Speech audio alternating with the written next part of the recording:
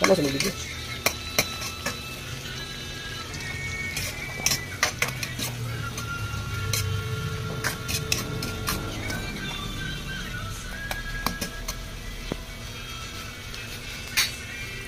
Stop.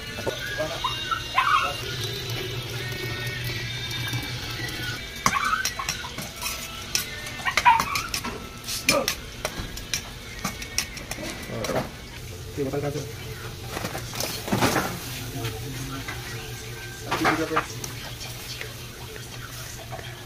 Masak.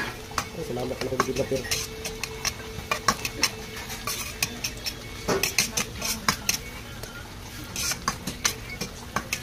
Gawa tayo ng fried onions. Okay, cut. Dito tayo. Kapil mo ito. Okay.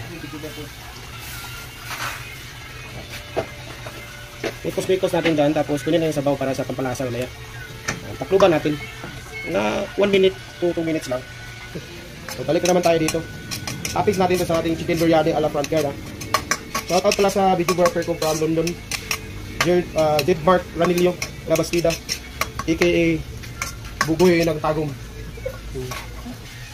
Tapos natin na i-boil to 5 minutes lang. Inumin na natin to guys. Kasi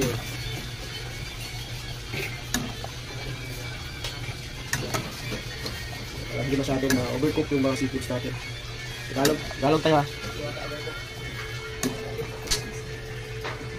Meron din tayong mga nilaga na mais. Okay. So, malapit na maluto yung fried onions natin ha. Shout out pa rin sa videographer natin na from London, Beds of Falling Down. Bugoy na dakoy-koy. Kaya natin i-drain natin ito.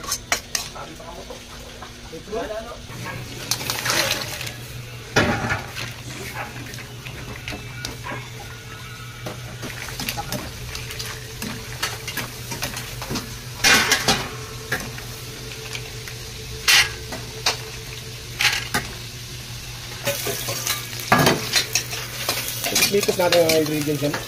Kasi yabo na nilong tubig. Para maganda ba? Pero gawin natin yung ano yan. Yung kawis steering yan. Hindi natin yung butter. Yung butter natin. Butter from galing sa Sumlog River. Yan lang. Kunti lang tatlong ano lang, tablespoon.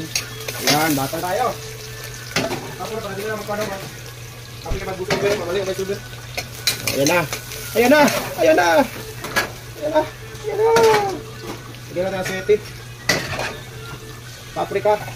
Gawang susana. Paminta. Wala paminta. Ah, ito pala paminta. Kakapatapak. Asinan natin. Wala ka. Hindi ka lagi. Asinan natin. Lapit na guys. Sige mo nga. Ito na kayo na nag-study sa kaya. Lagyan natin seafoods. Yan. Seafoods na yan. Diba?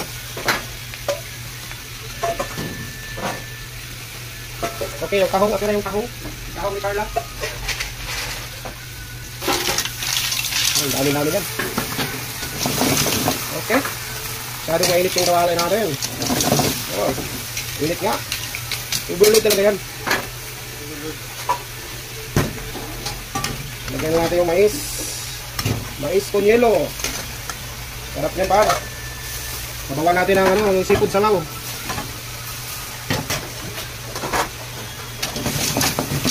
Oh, mambak-ambak na. Gotcha. So, luban mo natin mga 2-3 minutes. Okay. Lagyan na ng sauce to.